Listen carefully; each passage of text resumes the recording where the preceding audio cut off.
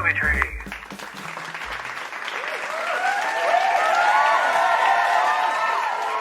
Howdy, branches, and welcome to another episode of the Movie Tree Podcast, where we start cutting chops. Lambs. That's right. We're showing the sheep. Yeah, we're doing Silent of the Lambs. Yes, classic Jim Carrey impersonation.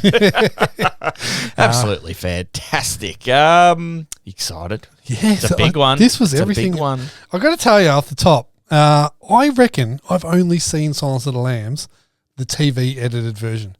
Really? Yeah, because there were a couple of the more visceral bits in this movie. I reckon I saw for the first time. Oh, okay. Yeah, right. I reckon I've seen this I've seen it a lot. Probably a dozen times. It was one of those ones I recorded off the TV. Yeah, and watched every so often. They love cutting the shit out of it. Oh, on TV, do they? What?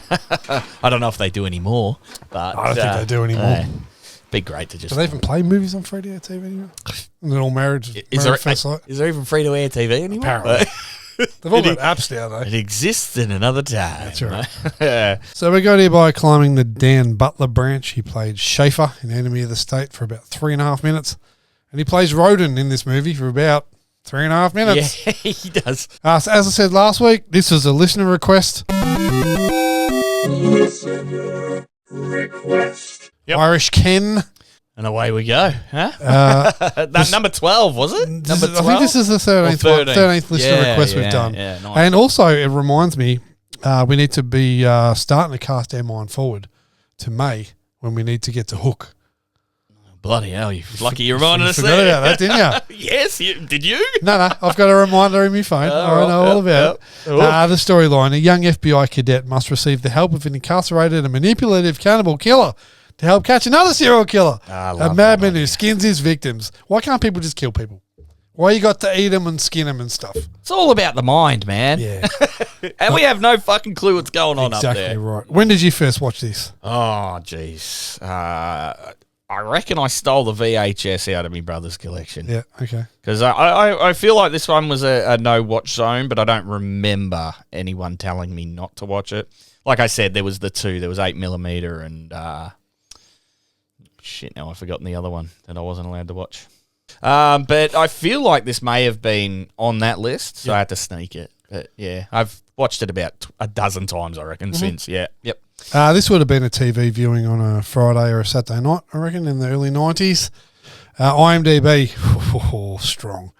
8.6. Hey, off 1.6 million ratings. That's some ratings. Rotten Tomatoes, 95% across the board. Right. Critics and audience. Jesus. On a budget of 19 mil, it made 272 mil. Fifth at the box office, beaten by Terminator 2 Judgment Day, Beauty and the Beast, Robin Hood, Prince of Thieves, and Hook.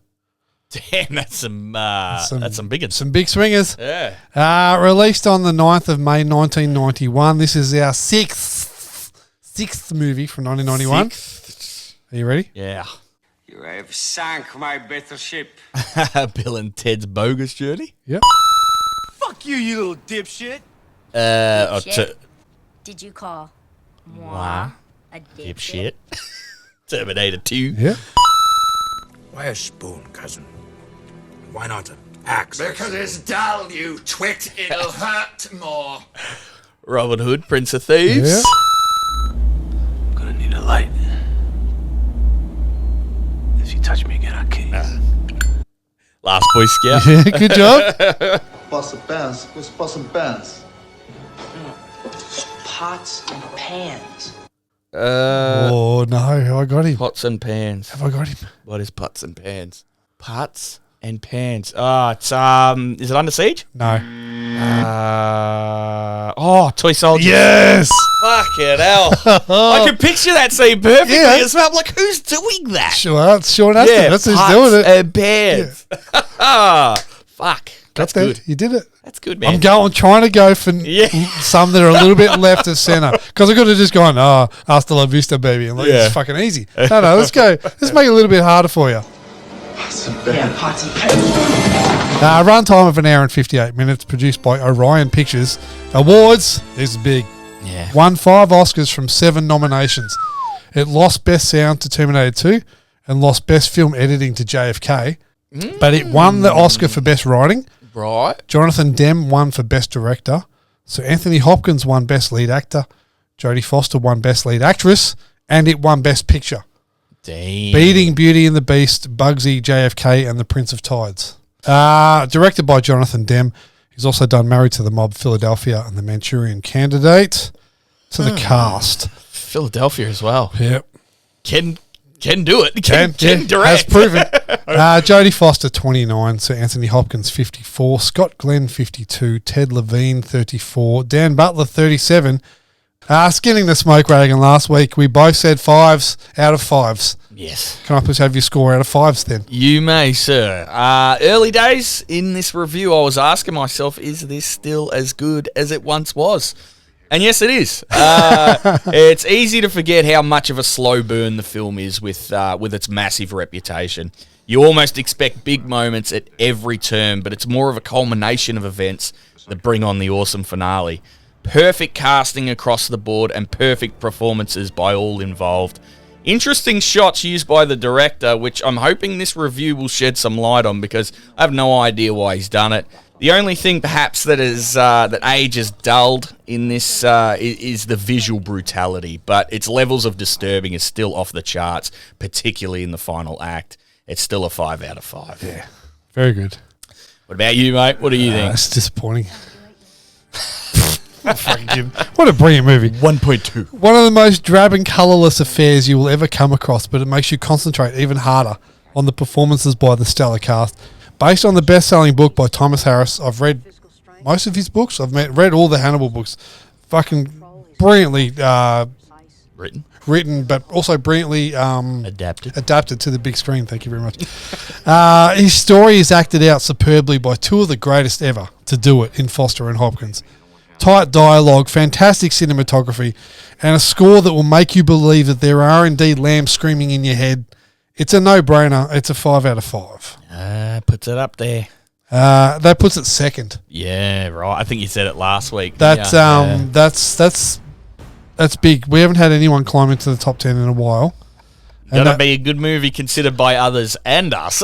That's hard. Puts it second behind 7. Yep. And just above Terminator 2 Judgment Day. So it seems that the brutality of movies seems to win the day. 7 and Silence of the Lambs, I know. Even Terminator 2, people just get blown away. But it's got the same IMDb score as those two movies. Yeah. It's just got less votes than 7 and more votes than Terminator 2. Yeah. Okay. Not bad. So just to recap for everyone at home, I'm going to recap our top 10 because I haven't done it for a while. Been a while. So number 1, 7. Number 2, now Silence of the Lambs. Number 3, Terminator 2 Judgment Day. Number 4 is Gladiator. Number 5 is Back to the Future. Number 6 is The Lion King. Number 7 is Alien. Number 8 is Indiana Jones and the Last Crusade, all the way back in episode 4. Number 9 is The Thing. And number 10 is Inside Out. Pretty good. So good 10. Silence of the Lambs knocks Jaws out of the top 10. Oh, no. But look, that's the caliber of this movie. Yeah. But also the stupidity of people not giving Jaws a higher fucking vote. Best on ground. A little contentious with the two main draws, but Ted Levine. Levine is Buffalo Bill. Or whatever his real name is. Gum. James. But he's...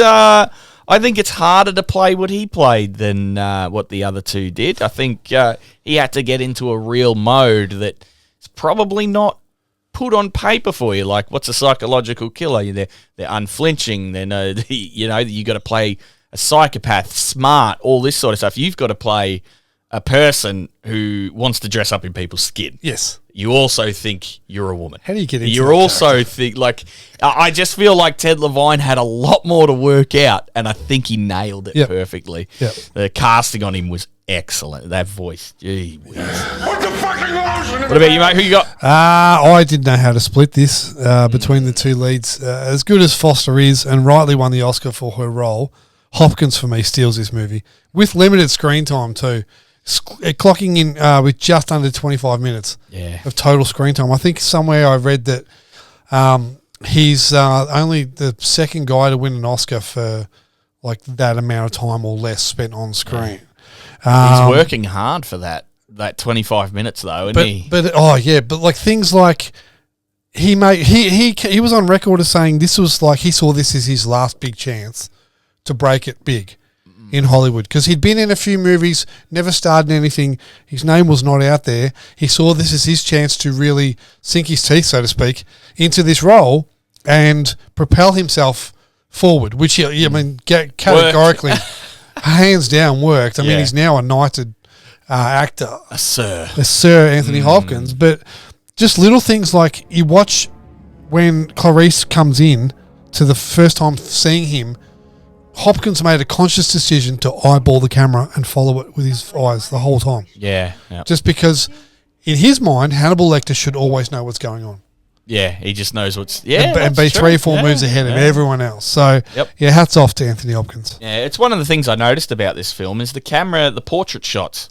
Just the camera's like dead right in their face, and I was hoping it'd have something in there about it. But there is when people are speaking to Clarice... Yeah. They're looking at the camera. When Clarice is speaking to them, she's looking slightly off. And that's to give people more of a relationship with her. When people are talking to her, you want to be talking to her. Yeah. When she's talking to you, she's talking slightly to the side. Yeah, okay. That's getting deep. He's getting deep. That's deep. Worst on ground? Nobody. Yes. I didn't think any of the side parts deserved it. Yeah. Play of the day. Easy. The final game of cat and mouse. This the disturbing setup of that house. It's bloody horrible, and it does. Like I said, the brutality is dulled in this film with age because we've seen so much. Yeah. In the past, however long, 30 years, 35 years, but. That like seeing the bathtub. If you ever watch like true crime docos and they take the crime scene pictures and stuff, this is what the place looks like. The shit is everywhere and like the body hitting you. That's obviously the woman's house who left. It's fantastic. I thought it was it's so just blunt and brutal, like not brutal, but disturbing in such a you're like, oh my god, this is what they're dealing with. I'll expand on that a little bit in the trivia for you. Very good. That was my play of the day. Yours? Mine was dialogue driven. I had the Screaming Lamb story from Clarice to Lecter. Yeah. It's so beautifully scripted, shot and acted between the two Oscar-winning leads. It's so tense that in the silent moments, you can almost hear the production mics feedback because it's so dead silent in between sentences between these two. What became of your lamb, Clarice? You still hear the screaming of the lambs. Like, fuck me. It really puts it on. It's just, even like the interactions throughout the whole movie between these two. It's like, as Lecter said, quid pro quo. Yeah. Like, Quid pro quo. It's just phenomenal stuff. Yeah. Very good, man. Would you watch it again? Of course. Yeah. Sometime down the line. Yeah, kind of like Seven. It's not really a movie that lends itself to a rewatch. Having said that, I'll be open to watching it again in a few years. If you're in a really dark place, you could do the 7 Silence of the Lambs and like 8mm or something. Just really put yourself in a real dark place. How do you finish that trilogy off? Which one's going third? 7? No. That's if you make it to the end. Where did you watch? I watched this on Amazon. I watched it on Stan. Yeah. You can also watch it on SBS On Demand. It's available to rent on Apple and YouTube. The Blu-ray is $10 and the DVD is $7 currently at JB Hi-Fi. Hey, grab that. Why not? Some trivia. Yes, please. Let's do some movie trivia. Body count. Ooh. 8. Didn't let me guess. Sorry, guess. 8. Yes, good job. Zing! 8. Yeah, nice. That's not bad. Also. Hello, Mr. Nice Watch. So it's very brief, but Jodie Foster wears a Timex Iron Man watch. So the Iron Man line of watches was first produced in 1986, and it's a collaboration between Timex and the Iron Man triathlon sporting event. Almost Timex's answer to the G-Shock in terms of durability and all that sort of stuff. She was doing like a bit of Iron Man at the start there, wasn't she? They're a really good rugged watch, and they're still made to this day. You can get them online for $100 to $150. Thought there might be an FBI watch in there. No. Or is that their watch? Maybe. No, I don't think they have standard issue. After Jodie Foster first read the Thomas Harris novel, you're going to love this, she tried to buy the rights herself, only to find Gene Hackman had beaten her to it. Hey. He planned to direct this movie and play either Hannibal Lecter or Jack Crawford. He withdrew after watching a clip of himself in Mississippi Burning at the Academy Awards, which made him uneasy about taking on more violent roles. Yeah. So, Gene Hackman owned the rights to this book. Wow, and he is a book writer himself, Yes. Gene. That's crazy. Isn't it? Do you want some branching? I do. And now it's time for us to branch out and decide what we'll watch next week. These are your sucks. Sucks. And they also include a listener request. Oh, let's go. Scott Glenn, Sucker Punch. Hey. There you go. Ted Levine, Heat. Oof. Anthony Heald, A Time to Kill. Oh, that's a big one. Charles Napier, and this is the listener request. Do you have a guess who it's from? Irish Ken. Austin Powers, International Man of Mystery. Hey. Yep. Frankie Faison, Coming to America. Yep. And Stuart Rudin, Little Nicky. Little Nicky. Release it good. Release it good. Popeye's chicken is the shit. Well, I put it in there last time, and you didn't pick it, but you came close. So I'm going to go straight with Austin Powers. Yeah, baby. I think that's going to be a good and a fun one. I think it will be a fun one, especially after the not fun one of this one. Yeah, we'll bring it up a bit. Let's bring it up a notch. Yeah, bring the levity in. Listener request. It's going to be an interesting one for me. And before I go on any further, Go ahead, skin it.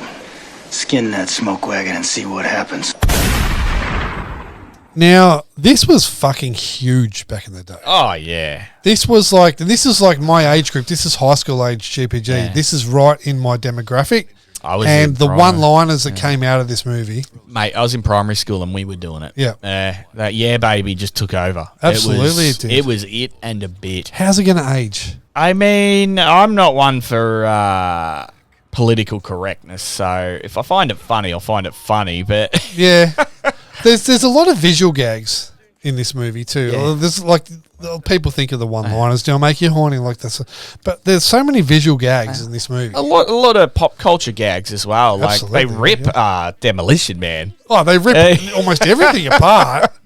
But Demolition Man, you got to think of it, Demolition Man was only like the year before. It was too, yeah. So it's crazy. Like, you watch that and you're like, oh, Demolition Man, that was like an 80s movie. So No. you're like, no, it was 12 months earlier. No. So, yeah, I don't want to go 5, but there's every chance it could get it. Yeah. Or it could be a 3. Eric could age real bad, but I just don't think it will. I think those gags, man, like the roller. Especially this first Stop! one. No! I just think it's too... I'm going to go 4.8. 4.8. 4.8. I think it's a world beater. Okay. I feel Especially the first one. I feel like I'm going to say 4.2. Yeah, well, I think it sounds like the only issue we think will be that the jokes have aged horribly. Yeah. And not that they won't be funny, that they probably will be offensive in today's climate. Maybe. But I don't see that being a problem. No, it's the more jokes I'm thinking of, like he lost his head and things, and the Scott joke. They're punny stuff. They're all, I think they're all great. And like always after me, Lucky Charms. No. And I just think they're all going to be great. Yep. You got Will Ferrell in a very, very early bit part. Seth Green. Far out. Mr. Keys. Mr. Keysington. Gets a key in. The third. Smooth. Very smooth. Always is. Every time. Has been for 140 odd episodes. As long as he's been keying, it's been smooth. So, I don't know if you realise then, Austin Powers is going to be episode number 150. Jeez. Yeah, baby! Yeah, baby! How good's that? Yes. How'd we get there? I'm probably doing 149 other films. That's 150 weeks. Started with Ghostbusters. God damn. With Batman. Gee. Started with Batman. Ghostbusters. That's horrible. Anyway, leave us a review. Leave us a fucking rating. I haven't said that for a while. People do it. People are doing it on Spotify. Yeah. I've noticed that. That's gone up a bit. Very good. Our TikTok followings are going up too. YouTube followings are going up. Facebook and Instagram just... That's what we want. Whatever. Mo people, mo money. Mo popularity. That's what no problems. Yeah. No problems. No problems. Check us out on Facebook, Instagram, TikTok and YouTube. Send us an email to themovietreepod@gmail.com. And then also stay tuned for next week as we go into the faux spy genre. Yeah, the spoof spy. Spoof spy. Spy spoof. Very Shouldn't say excited. spoof. Very excited. That was terrible. It was terrible. That was terrible. Put the lotion in the basket. Put the adios in the bitches. Adios in the bitches.